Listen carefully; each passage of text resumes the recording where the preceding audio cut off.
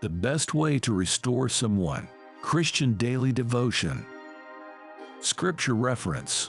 Brethren, if a man be overtaken in a fault, ye which are spiritual, restore such an one in the spirit of meekness, considering thyself, lest thou also be tempted. Galatians 6:1. Today's passage is just one verse, with a simple message.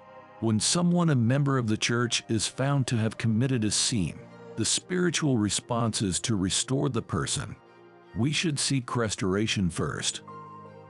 Dear brothers and sisters, if another Christian is overcome by some sin, you who are godly should gently and humbly help that person back onto the right path, and be careful not to fall into the same temptation yourself.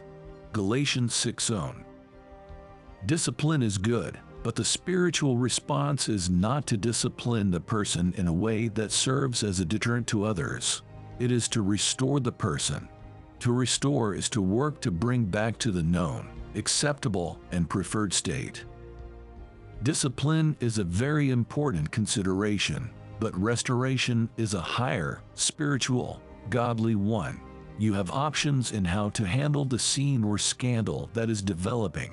You can actually prevent your discovery from becoming a scandal. Can how you are handling someone's sin result in the restoration of the person? Can your public humiliation announcing their sin and punishment really result in the restoration of this person? Can they really come back?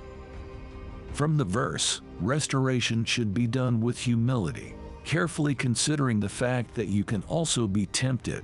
Restoration should be done in such a way that the person can come back to their former duties eventually, without shame. Remember how Jesus handled the case of the woman caught in adultery. Jesus told her, "Go and sin no more." Jesus did not pursue deterrence.